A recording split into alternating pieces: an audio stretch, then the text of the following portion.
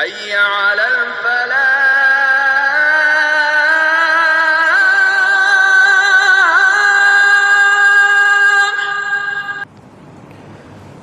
வெள்ளிக்கிழமை நாம் வீழ்வோம் என்று நினைத்தார்கள்.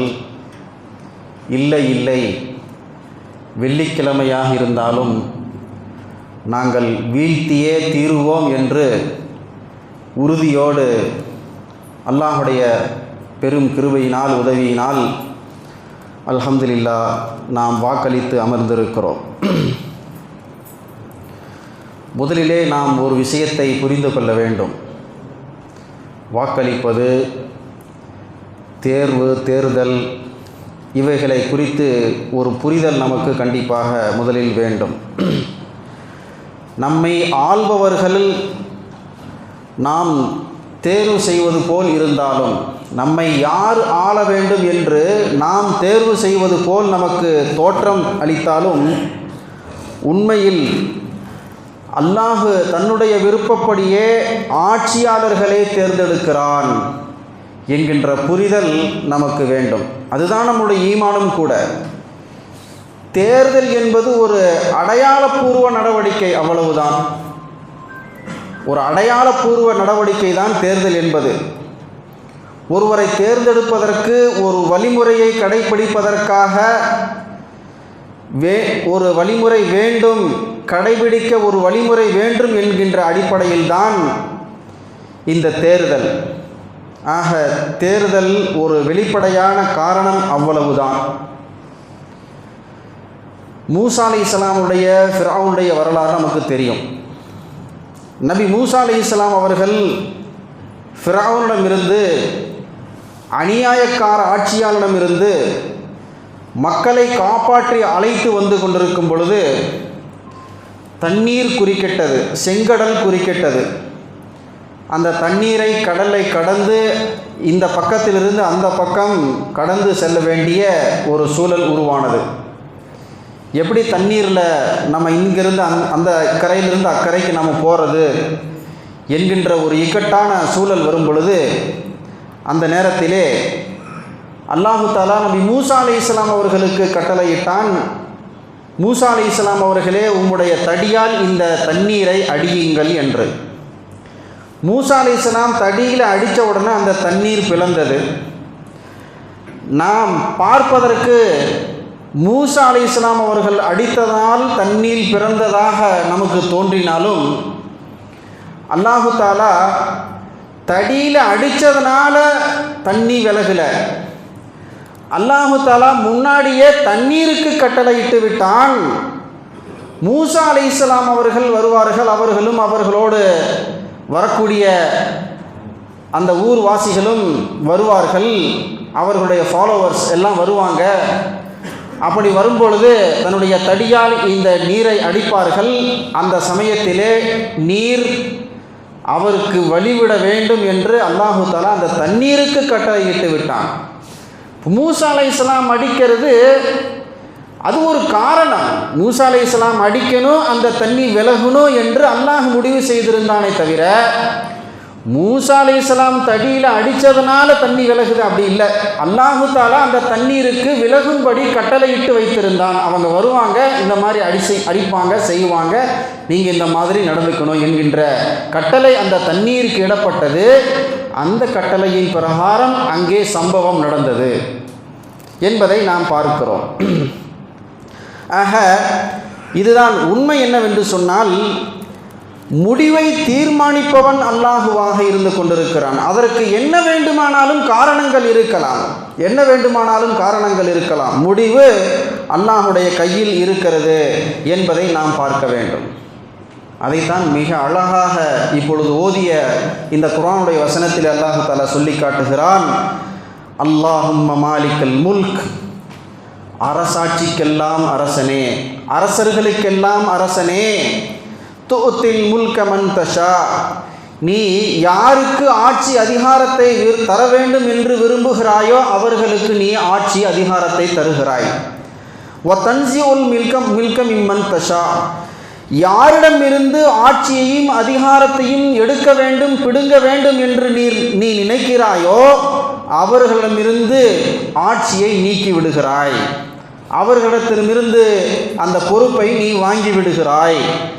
வதுஇஸ்ஸு மன் தஷா, யாருக்கு கண்ணியம் அளிக்க வேண்டும் என்று நீ விரும்புகிறாயோ அவருக்கு நீ கண்ணியம் தருகிறாய். வதுதில்லு மன் தஷா, யாரை இழிவுபடுத்த வேண்டும், கேவலப்படுத்த வேண்டும், ஃபிரௌன் போன்று யாரை கேவலப்படுத்த வேண்டும் என்று நீ விரும்புகிறாயோ அவர்களை நீ கேவலப்படுத்துகிறாய் என்று அழகாக அல்லாஹுடைய கையில்தான் அனைத்து அதிகாரங்களும் இருக்கின்றது. யாரை அல்லாஹ் முடிவு செய்கின்றானோ அவர்களுக்கு அதிகாரம் தருகிறான், யாரை முடிவு செய்கின்றாரோ அவர்களிடமிருந்து அதிகாரத்தை அல்லாஹ் நீக்கி விடுகிறான். ஆக ஆட்சியாளர்களை தீர்மானிப்பது அல்லாஹு தாலா, ஆட்சியாளர்களை தீர்மானிப்பது அல்லாஹு தாலா. ஓட்டும் வாக்கும் வாக்குப்பதிவும் வாக்கு எண்ணுவதும் தேர்தலும் இவைகளெல்லாம் ஒரு காரணிகளாக இருக்கின்றன என்பதை நாம் பார்க்கிறோம். ஆக அல்லாஹுடைய கையில் தான் அதிகாரம் அனைத்தும் இருக்கிறது. யாரை வேண்டுமானாலும் அல்லாஹ் அந்த அதிகாரத்திலே அந்த ஆட்சி கட்டிலே அமர வைத்து அல்லாஹ் அழகு பார்க்கக்கூடியவனாக இருந்து கொண்டிருக்கிறான். நிறைய உதாரணங்களை நாம் வரலாறு நெடுகளில் பார்க்க முடியும். கன்ஆன் தேசத்தில் பிறந்த நபி யூசுப் அலைஹிஸ்ஸலாம் அவர்கள். கன்ஆன் தேசம் என்பது வேற இடம், எகிப்து என்பது இன்னொரு ஊர், இன்னொரு நாடு. கன்ஆன் தேசத்தில் இருக்கக்கூடிய யூசுப் அலைஹிஸ்ஸலாம் அவர்களை குழந்தையாக இருக்கும் பொழுது அவருடைய சகோதரர்களால் கிணற்றிலே தூக்கி வீசப்பட்டு, அல்லாஹுடைய ஏற்பாடு பாருங்க, கிணத்திலே தூக்கி போட்டு வீசினா உள்ளே இறக்கி விட்டுட்டாங்க. இறக்கி விட்டுட்டு அந்த யூசுப் அலைஹிஸ்ஸலாம் என்கின்ற அந்த குழந்தையை அந்த வழியிலே செல்லக்கூடிய பாதசாரிகள் வியாபாரிகள் எடுத்து சென்று மார்க்கெட்டிலே போய் விற்றுட்டு சொற்ப பணத்திற்காக வேண்டி விற்று அதை வாங்கிட்டு போனவங்க.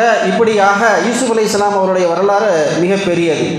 அந்த யூசுப் அலைஹிஸ்ஸலாம் அவர்களை அல்லாஹு தாலா எகிப்துடைய அரியாசனத்தில் அமர வைத்து அழகு பார்த்தான்.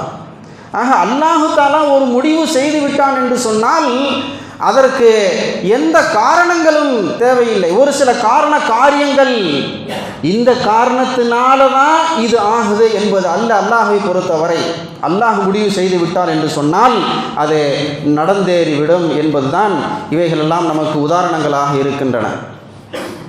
ஜாலூத்தின் படைகளில் சாதாரண கவன் அடிக்கும் வீரர், கவன் அடிக்கிறதுனா கவ்வன் சொல்லுவாங்க, குருவி அந்த அடிக்கிறது அந்த கவன் அடிக்கக்கூடிய வீரராக இருந்த தாவூத் அலைஹிஸ்ஸலாம் அவர்கள் இஸ்ரவேலர்களுக்கே அரசராக ஆனார்கள். ஒரு சாதாரண மனிதராகத்தான் ஆரம்பத்தில் அவர் இருந்திருந்தார் என்பதை நாம் பார்க்கிறோம். அதே போன்று மக்காவிலே பதுங்கி இருந்து பிரச்சாரத்தை ஆரம்பித்து மக்காவிலிருந்து மதீனாவிற்கு செல்லும் பொழுது கூட பயந்து பதுங்கி சென்ற நபிகள் பெருமானார் ஸல்லல்லாஹு அலைஹி வஸல்லம் அவர்கள் 8-10 ஆண்டுகளுக்குள்ளாகவே மதீனாவிலே மிகப்பெரிய இஸ்லாமிய சாம்ராஜ்யத்தை நபிகள் பெருமானார் ஸல்லல்லாஹு அலைஹி வஸல்லம் அவர்களால் நிறுவ முடிந்தது என்று சொன்னால் இது அல்லாஹுடைய நாட்டம் இல்லாமல் வேறு எதுவாக இருக்க முடியும்? ஆக அல்லாஹ் ஒரு விஷயத்தை முடிவு செய்து விட்டான் என்று சொன்னால் அது எப்படியும் நடந்தே தீரும் என்பதற்கு இவைகளெல்லாம் ஒரு உதாரணம். ஒட்டகம் மேய்க்க கூட தகுதியற்றவர் என்று தன்னுடைய தந்தை ஹத்தாப் அவர்களால் ஏசப்பட்ட ஹஜரத் உமர் ரலியல்லாஹு தஆலா அன்ஹு அவருடைய தந்தையால் நீங்களாம் ஒட்டகம் மேய்க்கிறது கூட தகுதி இல்லை என்று தந்தையால் ஏசப்பட்டவர்கள், அதுக்கு கூட தகுதி இல்லை என்று சொல்லப்பட்டவர்கள். அப்படிப்பட்ட ஹஜரத் உமர் ரலியல்லாஹு தஆலா அன்ஹு அவர்கள் சற்றேறக்குறைய 20,000 சதுர மைல் நிலப்பரப்பை கட்டி ஆண்ட ஒரு மிகப்பெரிய ஒரு பொசிஷன், ஒரு நிலையை அடைந்தார் என்று சொன்னால் இது அல்லாஹுடைய நாட்டம் இல்லாமல் வேறு எதுவாக இருக்க முடியும்? சாதாரண கூலி தொழிலாளியாக இருந்த ஹஜரத் அலி ரலியல்லாஹு தஆலா அவர்கள் ஒரு கூலி தொழிலாளி, தினம் வேலைக்கு போய் அந்த வேலையை செஞ்சு அந்த கூலியை வாங்கினாதான் அவருடைய அன்றைய பிழப்பு ஓடும் என்கின்ற நிலையில் இருந்த ஹஜரத் அலி ரலியல்லாஹு தஆலா அவர்கள் அதிபராக ஆனார்கள். ஆக கண்ணியத்திற்கு சகோதரர்களே, இந்த வரலாற்று நிகழ்வுகள் எல்லாம் நமக்கு உணர்த்துவது என்ன? அல்லாஹு தஆலா நாடிவிட்டால் யாரை அமர்த்த வேண்டும், அதிகாரத்திலே ஆட்சி பொறுப்பிலே யாரை அமர்த்த வேண்டும் என்று அல்லாஹ் விரும்புகிறானோ அவர்கள் அமருவார்கள். யாரை அமர்த்தக்கூடாது அல்லது யாரை வீழ்த்த வேண்டும் என்று அல்லாஹ் நாடிவிட்டானோ அவர்கள் வீழ்ந்து விடுவார்கள். ஆக மக்களுடைய கணிப்புகள் காலாவதியாகி விடும் என்பதற்கு இவைகள் எல்லாம் உதாரணங்கள். மக்கள்கிட்ட ஒரு கணிப்பு இருக்கும், அந்த கணிப்புகளெல்லாம் காலாவதியாகிவிடும் என்பதற்கு இவைகள் உதாரணங்கள். அதேபோல் அதிகாரம் பறிக்கப்படுவதும் இறை நாட்டத்தின் பிரகாரம். எனவே நம்முடைய முயற்சிகள், நம்முடைய ஆசைகள், விருப்பங்கள் அனைத்திற்கும் இறுதி வடிவம் கொடுப்பது இறைவனாக இருக்கின்றார் என்பதுதான் நம்முடைய அசைக்க முடியாத ஆணித்தரமான ஈமான். முடிவு அல்லாஹுடையது, இறுதி முடிவு அல்லாஹுடையது தான் என்பதை நாம் அழுத்தம் திருத்தமாக நம்பக்கூடியவர்களாக இருக்கிறோம். அதுதான் நம்முடைய மிக முக்கியமான ஈமானாகவும் இருந்து கொண்டிருக்கிறது. கண்ணியத்திற்குரிய சகோதரர்களே, இஸ்லாம் அனைத்து விவகாரங்களுக்கும் அனைத்து பிரச்சனைகளுக்கும் தீர்வை வழங்கக்கூடிய ஒரு உன்னத மார்க்கம். வீட்டு பொறுப்பாளர்கள் முதல் நாட்டு பொறுப்பாளர்கள் வரை அனைவருக்குமான வழிகாட்டுதலை இஸ்லாம் வகுத்து தருகிறது.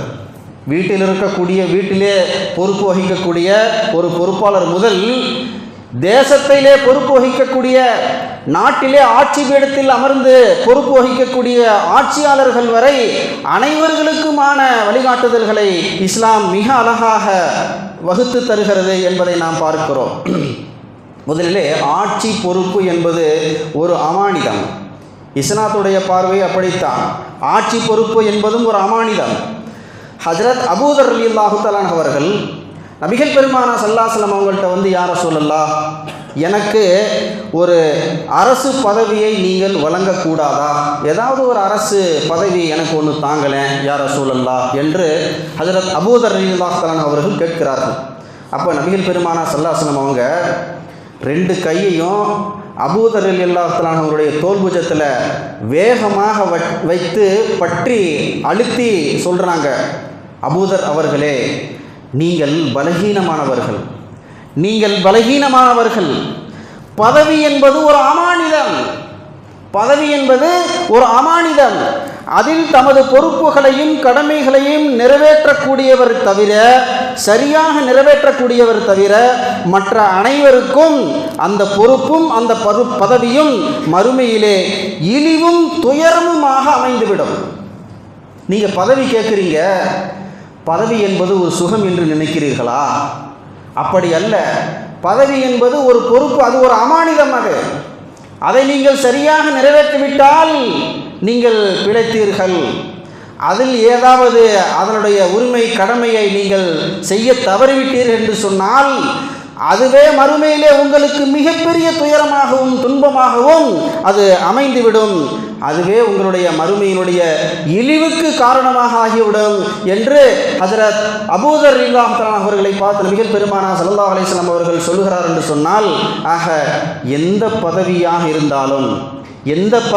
இருந்தாலும் அது சாதாரணமாக ஊரில் ஒரு சின்ன ஒரு பதவியாக இருக்கட்டும், ஆட்சியவே நாட்டையே ஆளக்கூடிய ஆட்சி பொறுப்பிலே அமரக்கூடிய மிகப்பெரிய பதவியாக இருக்கட்டும், எல்லாமே அமானிதம் என்கின்ற பார்வை ஆட்சியிலே அமரக்கூடிய ஒவ்வொருவருக்கும் வேண்டும். ஒரு ஹதீஸிலே நபிகள் பெருமானா ஸல்லல்லாஹு அலைஹி வஸல்லம் அவங்க சொல்கிறாங்க, மறுமை நாளன்று மக்களில் அல்லாஹ்விடம் அதிகம் பிரியத்திற்கும் நெருக்கத்திற்கும் உரியவர் நேர்மையான தலைவர் சொன்னாங்க. யார் அல்லாஹ்வுக்கு ரொம்ப பிடிக்கும், அல்லாஹ்வோடு அதிகமாக நெருக்கத்திற்கும் அல்லாஹ்வுடைய விருப்பத்திற்கும் பாத்திரமானவர் யார் மறுமையிலே என்று சொன்னால், யார் நேர்மையான தலைவராக இருக்கிறாரோ அவர். மக்களுக்கு தலைவராக இருக்கிறார், ஆனால் அவர் நேர்மையாக இருந்தார் என்று சொன்னால் மறுமையிலே அல்லாஹ்விடத்திலே நெருக்கமாக இருப்பார். அதே சமயத்திலே மறுமையிலே மக்களிலே அல்லாஹ்விடத்திலே அதிக கோபத்திற்கும் சாபத்திற்கும் உரியவர் யார் என்று சொன்னால் அநியாயம் செய்த தலைவராவார் என்று நபிகள் பெருமானார் ஸல்லல்லாஹு அலைஹி வஸல்லம் அவர்கள் ஒரு ஹதீஸிலே எச்சரிக்கை செய்திருக்கிறார்கள். ஆக அமானிதம் என்பதை நாம் புரிய வேண்டும். இரண்டாவது, குடிமக்களுக்கும் கடமை உண்டு, ஆட்சி தலைவர்களுக்கும் பொறுப்பும் கடமையும் உண்டு, குடிமக்களாகிய நமக்கும் உண்டு. பொதுவாக தீன் என்பதை பற்றி நபிகள் பெருமானார் ஸல்லல்லாஹு அலைஹி வஸல்லம் அவர்கள் நமக்கு மிக அழகாக ஒரு ஹதீஸிலே சொல்லித்தரும் பொழுது அத்தீனு அந்நசீஹத்து என்று சொன்னாங்க. தீன் என்பது நலன் நாடுவது என்று சொன்னாங்க. அப்போ சஹாபாக்கள் கேட்டாங்க, யார ரசூலல்லாஹ், யாருக்கு நலன் நாடுவது? அப்போ சொன்னாங்க, லில்லாஹி வலி கிதாபிஹி வலி ரசூலிஹி, அல்லாஹுக்கும் அல்லாஹுடைய வேதத்திற்கும் அல்லாஹுடைய தூதருக்கும் நலன் நாடுவது, வலி அஇம்மத்தில் முஸ்லிமீன், தலைவர்களுக்கு நலன் நாடுவது, வ ஆம்மத்திஹிம், பொதுமக்களுக்கு நலன் நாடுவது. அப்போ ஒரு முஃமின் அவனிடத்திலே தீன் முழுமையாக இருக்கிறது, முழுமை பெற்றிருக்கிறது என்பதற்கான அடையாளம் என்ன? எல்லா மக்களுக்கும் நலன் விரும்பியாக இருக்க வேண்டும், எல்லா மக்களுக்கும் நலன் விரும்பியாக இருக்க வேண்டும். அது சின்ன சின்ன ஒரு சால்னா கொடுத்து உதவி செய்யக்கூடிய அதுவாக இருந்தாலும் சரி, அல்லது நாட்டிலே ஆட்சியிலே அமரக்கூடிய ஆட்சியாளர்களை இந்த நாட்டு மக்களுக்காக தேர்வு செய்யக்கூடிய பொறுப்பை சரியாக நிறைவேற்றக்கூடிய அந்த விஷயமாக இருந்தாலும் சரி, எல்லா வகையிலேயும் மக்கள் அனைவருக்கும் நலன் விரும்பக்கூடியவர்களாக, நலன் நாடக்கூடியவர்களாக ஒரு முஃமின் இருக்க வேண்டும் என்பதை இந்த ஹதீஸில் நபிகள் பெருமானார் ஸல்லல்லாஹு அலைஹி வஸல்லம் அவர்கள் சொல்லியிருக்கிறார் என்று சொன்னால், நல்லாட்சி அமைய என்னால் முடியும் என்று சொன்னால், நல்லாட்சி அமைய என்னுடைய ஒரு ஓட்டு, என்னுடைய ஒரு வாக்கு காரணமாக அமையும் என்று சொன்னால், அதை நான் கடமையாக, என்னுடைய உரிமையாக மட்டுமல்ல, என்னுடைய கடமையாக அதை நான் செவ்வனே நிறைவேற்றுவேன் என்கின்ற அந்த கடமை உணர்வோடு ஒவ்வொரு முஃமினும் அதை நிறைவேற்ற கடமைப்பட்டவர்களாக இருக்கிறோம் என்பதைத்தான் இந்த ஹதீஸ் நமக்கு உணர்த்துகிறது என்பதை நாம் பார்க்கிறோம். ஆக கண்ணியத்திற்குரிய சகோதரர்களே, வாக்கு வலிமை நமக்கு இந்த தேசம் தந்திருக்கக்கூடிய மிக உன்னதமான ஒரு அம்சம். ஆட்சியை தேர்ந்தெடுப்பது அல்லது ஆட்சியிலிருந்து வீழ்த்துவது என்கின்ற வகையிலே வாக்கு வலிமையை இந்திய ஜனநாயகம் நமக்கு தந்திருக்கிறது. உலகத்திலே எத்தனையோ நாடுகளை நாம் பார்க்கிறோம். எதேச்சதிகார நாடுகள் உண்டு, மன்னராட்சி செய்யக்கூடிய நாடுகள் உண்டு. அந்த நாடுகளிலெல்லாம் மக்களுக்கு இந்த உரிமை கிடையாது, மக்களுக்கு கிடையாது. தன்னை ஆளக்கூடியவர்கள் யார் வர வேண்டும், யார் இருக்க வேண்டும் என்று தேர்ந்தெடுக்கக்கூடிய உரிமை அந்த நாட்டிலே வாழக்கூடிய மக்களுக்கு கிடையாது. நாம் பார்த்து கொண்டிருக்கிறோம். உலகம் முழுவதும் எத்தனையோ நாடுகள் இருக்கின்றன. அப்படிப்பட்ட நாடுகளுக்கிடையே நாம் வாழக்கூடிய இந்த இந்திய தேசம் நமக்கு அந்த உரிமையை தந்திருக்கிறது.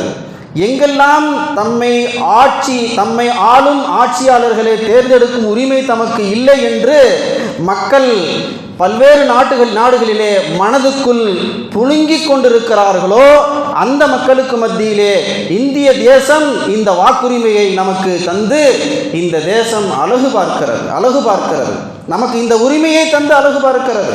எனவே கண்ணியத்திற்குரிய சகோதரர்களே, இந்த தேசத்திலே இந்த சமயத்திலே 100% வாக்குப்பதிவை நாம் உறுதி செய்ய வேண்டும்.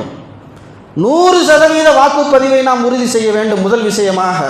இரண்டாவது, ஓட்டு போடுறேன் அல்லது ஓட்டு போடுறதுக்கு டைம் வேணும் அப்படிங்கிறதுனால இந்த ஜும்மாவுடைய தினத்திலே நமக்கு இருக்கக்கூடிய எந்த உரிமையையும் நாம் விட்டு தருவதற்கும் தயாரில்லை. கடந்த 2 நாட்களாக சோசியல் மீடியாவில் இருக்கக்கூடிய அநேக தகவல்கள் இதுவாகத்தான் இருந்து கொண்டிருக்கிறது. சுருக்கிருங்க, கம்மி பண்ணிருங்க, கட் பண்ணிருங்க. ஏன் நான் கட் பண்ணணும்? காலையில் 7 மணியிலிருந்து சாயங்காலம் 6 மணி வரைக்கும் சுமார் 11 மணி நேரங்கள் இருக்கின்றன. நாம் நம்முடைய வாக்கை செலுத்துவதற்காக வேண்டி நாம் எடுத்துக்கொள்ளக்கூடிய நேரம் 10 நிமிடத்திலிருந்து அரை மணி நேரம். காலையில் 7:30 மணி 7:45 போனால் 10 நிமிஷத்தில் வேலை முடிஞ்சிச்சு. இதற்காக வேண்டி ஜும்மாவுடைய உரிமையை நாம் ஏன் விட்டுத்தர வேண்டும்? உங்கள் எல்லோருக்கும் தெரியும், வாட்ஸ்அப்லையும் ஃபேஸ்புக்லையும் இதே பேச்சு தான். கட் பண்ணிருங்க, சுருக்கிருங்க. கண்ணியத்திற்கு சகோதரர்களே, இஸ்லாமியர்களுடைய வாராந்திர பெருநாளாக இருக்கக்கூடிய இந்த ஜும்மாவுடைய தினத்திலே வாக்குறுதியை செலுத்துகிறோம் என்று அவசரமாக ஓடாமல் சற்று நிதானமாக இந்த புனிதமான ஜும்மாவுடைய நாளிலே அல்லாஹுக்கு செய்ய வேண்டிய கடமையை 100% முழுமையாக நிறைவேற்றிவிட்டு 100% வாக்குகளையும் நாம் கண்டிப்பாக பதிவு செய்வோம். அதிலே எங்களுக்கு எந்த தடையும் இல்லை. சற்று யோசனை செய்து பார்க்க வேண்டும். இந்த ஜும்மாவுடைய தினம் நாம் துவா செய்வதற்காக வேண்டி நமக்கு கிடைத்திருக்கக்கூடிய வாய்ப்பு. நாம் வாக்களித்திருக்கிறோம். வாக்களித்து விட்டு சற்று நிதானமாக ஜும்மா தொழுதுவிட்டு அல்லாஹ்விடத்திலே நாம் துவா செய்ய வேண்டும். எப்படி மூசா அலைஹிஸ்ஸலாம் அவர்கள் துவா செய்தார்களோ அப்படி சொன்னாங்க நபிகள் பெருமானா ஸல்லல்லாஹு அலைஹி வஸல்லம் அவங்க. மூசா அலைஹிஸ்ஸலாம் அவங்க செஞ்ச துவாவை நான் உங்களுக்கு கற்று தரட்டுமா? சஹாபாக்கள்கிட்ட கேட்டாங்க. யா ரசூலுல்லாஹ் கற்றுத்தாருங்களேன். சொன்னாங்க, மூசா அலைஹிஸ்ஸலாம் அவங்க இப்படி துவா செஞ்சாங்க. அல்லாஹும்ம லக்கல் ஹம்த், யா அல்லாஹ் அனைத்து புகழும் உனக்குத்தான், உனக்கே அனைத்து புகழும். வ இலைக்கல் முஷ்தகி, நாங்கள் எதை முறையிட்டாலும் இறைவா உன்னிடத்திலே தான் நான் முறையிடுவோம். எதை முறையிட்டாலும் உன்னிடத்திலே தான் முறையிடுவோம். ஏனென்றால் நீ மட்டும்தான் எங்களுடைய முறையீடுகளை செய்சாய்ப்பவனாக இருந்து கொண்டிருக்கிறாய். வ இலைக்கல் முஸ்தஆஃபு வ அன்தல் முஸ்தஆனு, எந்த உதவி தேடினாலும் யா அல்லாஹ் உன்னிடத்திலே தான் நாங்கள் தேடுவோம், நீதான் எங்களுக்கு உதவி செய்ய முடியும். எனவே எந்த விஷயத்திலிருந்து நாங்கள் உதவி தேடினாலும் உன்னிடத்திலே தான் யா அல்லாஹ் நாங்கள் உதவி தேடுவோம். லா ஹவுல வலா குவத்த இல்லா பில்லாஹ், அல்லாஹ்வை தவிர வேறு யாருக்கும் அதிகாரம் கிடையாது. லா ஹவுல வலா குவத்த இல்லா பில்லாஹுடைய மீனிங் என்ன? ஷார்ட்டா, அல்லாஹ்வை தவிர வேறு யாருக்கும் எதற்கும் எந்த சக்தியும் கிடையாது. அல்லாஹ் ஒருவன் தான் சக்தி மிக்கவன். அல்லாஹ் ஒருவனுக்கு தான் அந்த அதிகாரம் இருக்கிறது என்பதை இந்த துவாவை நீங்கள் கேளுங்கள். உங்களுக்கு ஏதாவது சிக்கல் சிரமங்கள் வந்துவிட்டால், உங்களுக்கு ஏதாவது ஆபத்துகள் இருந்தால் இந்த துவாவை நீங்கள் கேளுங்கள் என்று நபிகள் பெருமானா ஸல்லல்லாஹு அலைஹி வஸல்லம் அவர்கள் நமக்கு கற்றுத்தந்திருக்கிறார்கள் என்று சொன்னால், நாங்கள் எங்களுடைய நாட்டை, எங்களுடைய நாட்டு மக்களை காப்பாற்றக்கூடிய அல்லாஹ்விடத்திலே துவா செய்து காப்பாற்றக்கூடிய கடமையும் எங்களுக்கு உண்டு என்பதை நாம் பார்க்கிறோம். அதாவது கடலில் நாங்கள் துடுப்புகள் கிடைக்காமல் அலைகளுக்கு நடுவே தடுமாறுவதிலிருந்து யா அல்லாஹ் எங்களை காப்பாற்றுவாயாக என்று இந்த புனிதமான இந்த ஜும்மாவுடைய நாளிலே எப்படி மூசா அலைஹிஸ்ஸலாம் அவர்கள் தண்ணிலிருந்து இறைவனால் காப்பாற்றப்பட்டார்களோ அதே போன்று நாங்களும் எங்கள் சமூகமும் நாட்டு மக்களும் அநீதக்கார ஆட்சியாளர்களும் இருந்து யா அல்லாஹ் எங்கள் அனைவரையும் காப்பாற்றுவாயாக என்று இந்த ஜும்மாவுடைய தினத்திலே நாங்கள் சற்று நேரம் எடுத்து அல்லாஹ்விடத்தில் அழுது மன்றாடி துவா செய்துவிட்டு தான் கிளம்புவோமே தவிர ஜும்மாவுடைய உரிமைகளை விட்டு தந்துவிட்டு எங்களுக்கு குத்துபாவும் வேணாம், பயானும் வேணாம், நாங்கள் அவசரமாக போகணும் என்பதாக நாங்கள் ஜும்மாவிலே பாதியை நிறைவேற்றாமல் செல்லக்கூடியவர்கள் அல்ல என்பதை நாம் புரிந்து கொள்ள வேண்டும். ஆக கண்ணியத்திற்கு சகோதரர்களே, அல்லாஹ்விடத்திலே நாம் துவா செய்வேன். முன்னாடி சொன்னது மாதிரி நாம் வாக்களிப்பது அது ஒரு காரணம். இந்த காரணத்தினாலும் அல்லாஹு தாலா நமக்கு நல்லாட்சி ஏற்படுத்தி தருவதற்கு போதுமானவனாக இருந்து கொண்டிருக்கிறான். என்னுடைய ஒரு ஓட்டு பெரிய வெற்றியோ பெரிய மறுமலர்ச்சியோ தந்துவிடப் போவதில்லை என்றாலும் கூட நம்முடைய ஒவ்வொரு ஓட்டும் இந்த நாட்டிலே, இந்த தேசத்திலே நல்லாட்சி மலர்வதற்கு அல்லாஹ் நினைத்தால் ஒவ்வொரு ஓட்டையும் அல்லாஹ் காரணமாக ஆக்கிவிடுவான். அப்படி அல்லாஹு தாலா இந்த நாட்டிலே நல்லாட்சி ஏற்படுத்தி தருவானாக. நாட்டு மக்களுக்கு மறுமலர்ச்சி அல்லாஹு தாலா உருவாக்கி தருவானாக. இந்த தேசத்தை நிம்மதியும் அமைதியும் நிறைந்த தேசமாக, அமைதி தேசமாக அல்லாஹு தாலா நமக்கு மாற்றி தந்தல் புரிவானாக. வ ஆகிரு தாவானா அல்ஹம்துலில்லாஹி ரப்பில் ஆலமீன்.